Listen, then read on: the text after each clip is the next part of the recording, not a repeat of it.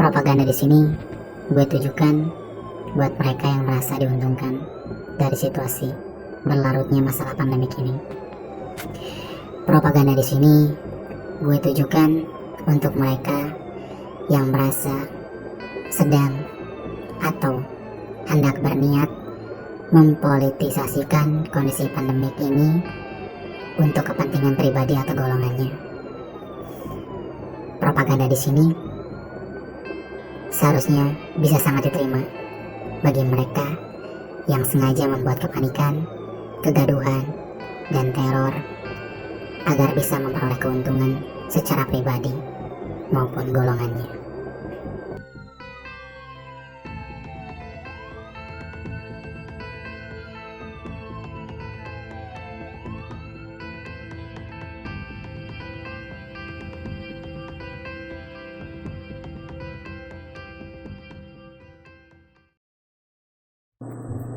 Halo guys, buat kalian yang hari ini sedang menjalankan ibadah puasa, semoga lancar dan semoga ibadahnya semakin semangat. Dan buat kalian juga yang mungkin saat ini sedang sibuk mempersiapkan kebutuhan untuk persiapan lebaran nanti, selamat. Kalian mungkin lebih beruntung dari beberapa teman kita, dan sudah seharusnya kalian bisa bersyukur dengan keadaan itu. Maka selamat datang kembali di podcast gua. Hari ini gue pengen ngebahas pembahasan yang masih berhubungan dengan COVID-19 sih. Gue ngambil judul di sini propaganda yang terjadi di COVID-19. Tapi sebelumnya gue pengen ngasih informasi terkait perkembangan COVID-19 di Indonesia terutama ya.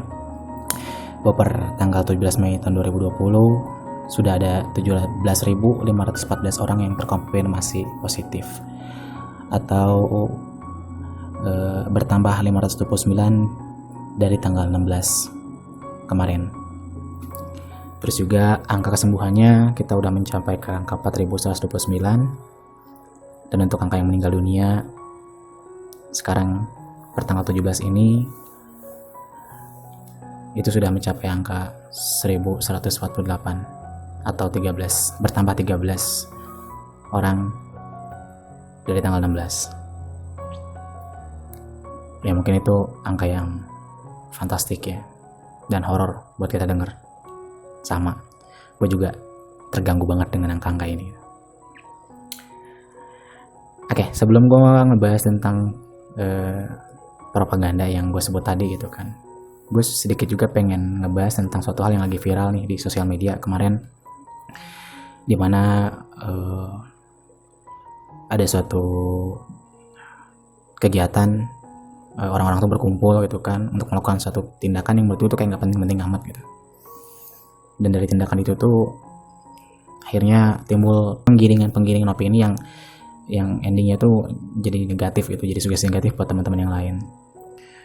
Buat kalian semua yang kemarin ada di tempat itu, seharusnya kalian malu gitu. Tapi buat kalian semua yang udah ngelakuin segala jenis aturan-aturan atau protokol yang dianjurkan oleh pemerintah, baik itu berupa social distancing, physical distancing, hingga kegiatan yang menjaga kebersihan diri kalian sendiri gitu kan, dan juga meningkatkan kesadaran atas pentingnya mengenal virus ini gitu kan. Gue cuma pengen menyampaikan bahwa gue mengapresiasi yang setinggi-tingginya atas tindakan itu, karena menurut gue tindakan kalian itu sama sekali gak sia-sia, bahkan bisa gue bilang sama sekali gak ada ruginya gitu. Kenapa gue bilang kayak gitu? Karena bagaimana bisa sebuah tindakan yang dilakukan untuk melindungi nyawanya sendiri dan nyawa orang-orang yang sekitarnya disebut sebagai tindakan yang sia-sia gitu, atau tindakan yang tidak ada artinya atau buang-buang waktu. Justru dengan sikap kalian yang seperti itu, kalian tuh udah bisa jadi bagian dari usaha kita untuk menyelesaikan masalah ini, masalah yang sedang kita hadapi saat ini. Dan buat kalian yang masih terus-terusan ngerasa kesel, ngerasa bahwa tindakan kalian kemarin stay at home itu atau PSBB itu sia-sia, gue saranin deh buat kalian itu untuk stop berpikir seperti itu, dan juga stop untuk melakukan atau menyampaikan hal itu di publik gitu. Karena kalau memang lu sakit hati ya cukup lu aja deh ngerasain gitu, nggak mesti disebarin gitu. Karena dengan lu menyebarkan itu di publik, otomatis tanpa sadari juga lu nyebarin sugesti-sugesti negatif yang ujungnya bisa menyebabkan orang-orang sekitar lo tuh jadi pesimis, jadi kesel, dan gak mau lagi melakukan tindakan-tindakan yang jelas-jelas itu ngebantu banget menyelesaikan masalah yang kita hadapi saat ini. Oke, kembali ke pembahasan yang pengen gue bahas di podcast ini. Kita semua pasti udah tahu bahwa WHO sudah mengeluarkan statement untuk penanggulangan atau penyelesaian masalah COVID-19 ini ya. Bukan hanya Indonesia nih, secara internasional itu membutuhkan waktu yang cukup lama. Dan pemerintah kita pun sudah mengeluarkan sebuah statement bahwa mungkin sampai akhir tahun sekarang pun masalah ini belum bisa terselesaikan gitu. Dan walaupun nanti akan ada penurunan dari jumlah orang yang positifnya gitu kan, itu juga bukan berarti masalah COVID ini udah selesai gitu. Karena ada masalah-masalah lain yang terus harus kita selesaikan secara bertahap. Dan untuk melihat respon pemerintah dari keadaan itu, ya gue kemarin sengaja sih masuk ke beranda dari gugus depan penanganan COVID-19 yang dibentuk oleh pemerintah sendiri. Dan tiba-tiba gue langsung lihat ada sebuah video, di mana video itu tuh ada Bapak Presiden kita, Bapak Joko Widodo, lagi menyampaikan sebuah statement dan juga rencana-rencana pemerintah dalam jangka waktu ke depan. Mengingat masalah COVID ini mungkin nggak akan selesai secara cepat gitu. Ada statement yang gue cukup menarik untuk dibahas, yaitu ada statement kita harus berdamai dengan pandemi ini. Dalam artian dari video itu gue ngelihat bahwa kita akan melakukan sebuah kegiatan atau tindakan di mana walaupun COVID itu masih ada, kita bisa tetap kembali melakukan rutinitas kita seperti biasa. Ya maksudnya kayak kalian yang bekerja akan bisa kembali bekerja, kalian yang mungkin kemarin berwirausaha, membuka usaha gitu kan, kalian bisa kembali lagi membuka usaha kalian gitu. Cuman yang harus digaris bawahi dari sikap atau tindakan kebijakan lah, mungkin kebijakan yang dikeluarkan pemerintah itu ada beberapa aturan-aturan baru yang akan diaplikasikan di kehidupan kita. Kebijakan-kebijakan itu akan pemerintah buat untuk melangsungkan kegiatan sebagaimana biasanya dengan aturan-aturan baru. Seperti halnya penggunaan masker gitu kan, terus protokoler yang selama ini sudah dipublis gitu, social distancing, physical distancing itu kan tetap terlaksana, cuman mungkin tidak se-ekstrim seperti kemarin-kemarinnya gitu. Dan juga dari statement itu ya gue bisa ngambil sebuah kesimpulan, ini sebuah titik terang yang bagus sih buat gue pribadi dan buat kalian juga tentunya, karena ya kalian sendiri pasti udah ngerasa bosan kan, diem di rumah, nggak ada kegiatan, terus nggak bisa ngapa-ngapain gitu kan. Dengan kebijakan yang akan keluar ini, itu bisa ngebuat kita lebih tenang lah gitu ya. Kita bisa kembali lagi melakukan aktivitas kita dengan catatan kita harus ngikutin segala kebijakan dan aturan-aturan yang pemerintah keluarkan. Dan untuk menindaklanjuti dari keputusan yang mungkin dalam waktu dekat ini akan dikeluarkan pemerintah, ada beberapa hal yang pengen gue sampaikan. Ya bisa dibilang ini saran atau masukan buat pemerintah sendiri dan buat kita semua tentunya. Saran-saran ini menurut gue seharusnya bisa direalisasikan sih ya. Karena menurut gue ini tuh penting banget buat dilakukan. Oke, langsung aja. Saran yang pertama, di sini gue berharap pemerintah secara resmi memberikan protokol atau kebijakan-kebijakan dengan tegas dan jelas terkait penanganan situasi saat rutinitas kita kembali seperti sedia kala.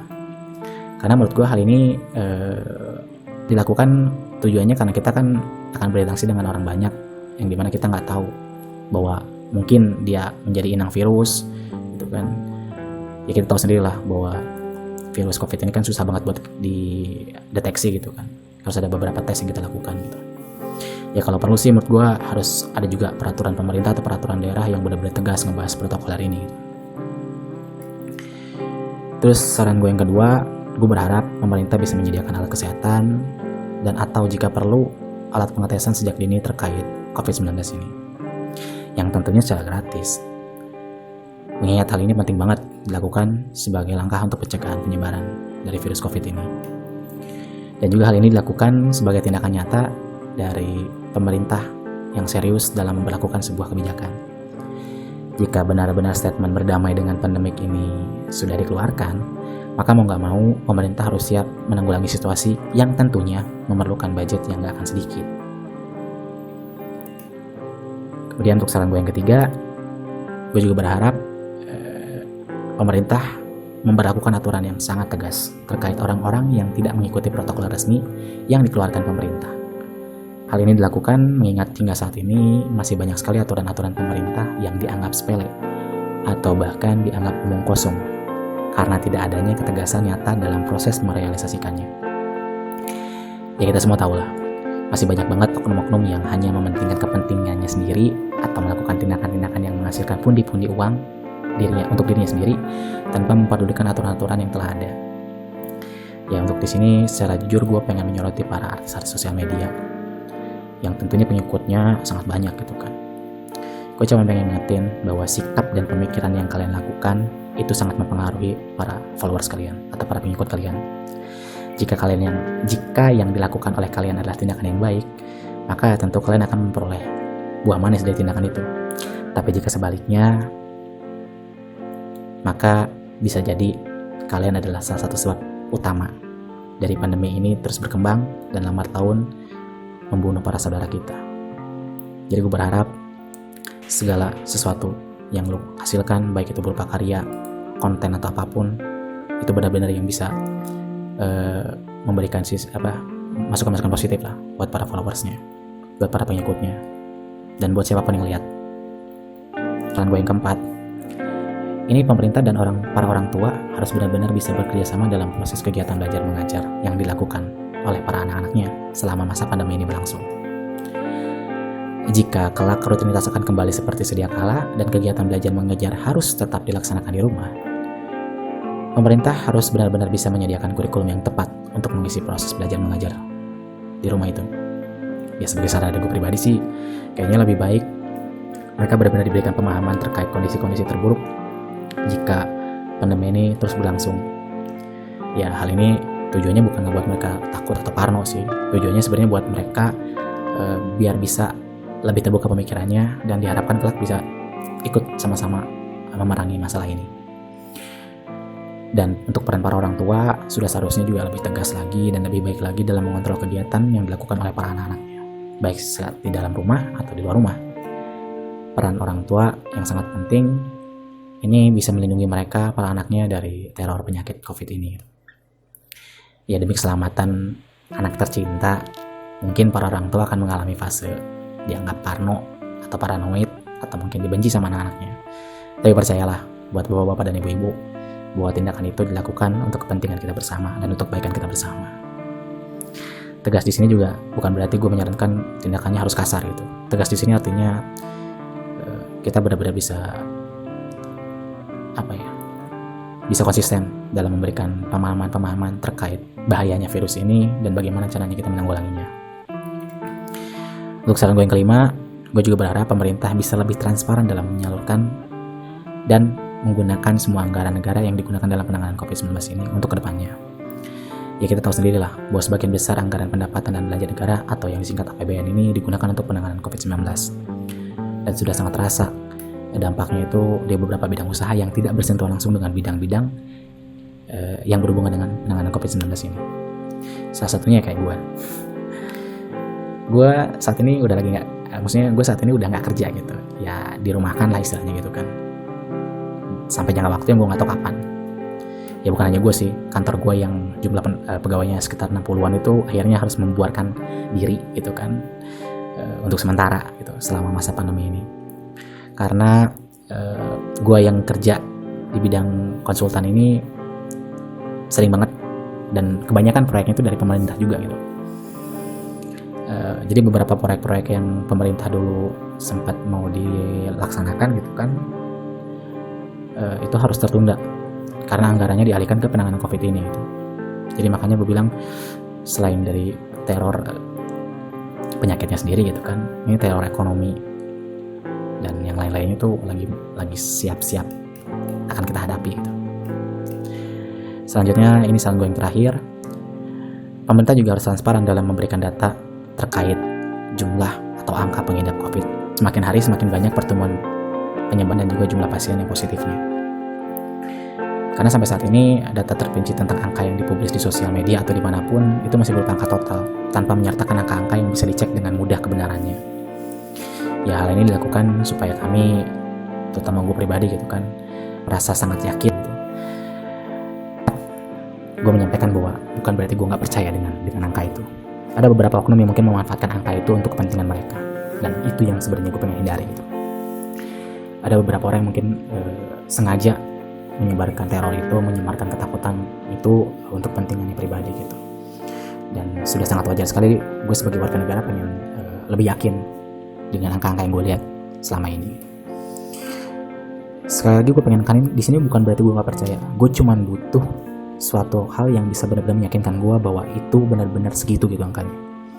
Karena ya kembali lagi seperti yang gue sampaikan bahwa ketika angka itu terus bertambah dan masalah yang nggak selesai, otomatis gue akan semakin susah untuk dapat pekerjaan, orang-orang yang lain juga akan susah lagi untuk kembali normal lagi gitu kan.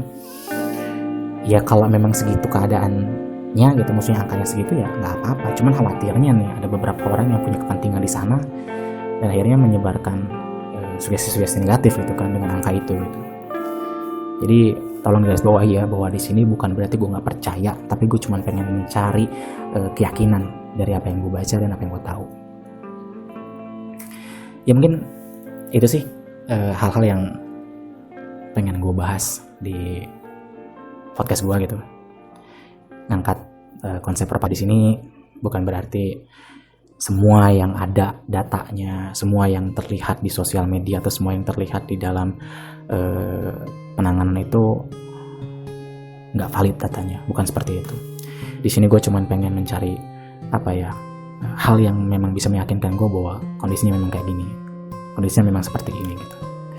Karena yang menunggu selesainya masalah ini bukan hanya gue, teman-teman yang lain juga sama gitu, ingin segera selesai masalah ini gitu. So di akhir gue pengen ngingetin buat teman-teman sekalian, ini masalah kita bersama, ini adalah hal yang harus kita selesaikan secara bersama-sama, dan kita harus benar-benar menjalin kerjasama yang baik antara pemerintah dan kita sendiri gitu kan, supaya masalah ini cepat selesai, supaya kita bisa kembali lagi merasakan hidup yang normal sebagaimana sebelumnya, supaya kita juga bisa kembali merasakan makna kemerdekaan atau makna merdeka yang sebenar-benarnya gitu. Ya di akhir gue juga pengen ngingetin bahwa dunia ini tuh sedang butuh bantuan doa dan juga tindakan-tindakan yang mengarah pada pengampunan dari Tuhan yang Maha Esa, dan juga tindakan-tindakan yang bisa memberikan kepercayaan kembali dari Tuhan untuk kita bisa kembali hidup seperti sedia kala. Karena di podcast gue sebelumnya gue pernah menyampaikan bahwa mungkin aja COVID-19 ini adalah hal yang memang harus terjadi untuk menyadarkan kita. Mungkin aja pandemi ini muncul untuk bisa memberikan pelajaran buat kita supaya lebih baik lagi, supaya bisa lebih positif lagi, supaya bisa lebih bijaksana lagi menggunakan segala titipan yang dititipkan oleh Tuhan ke kita gitu.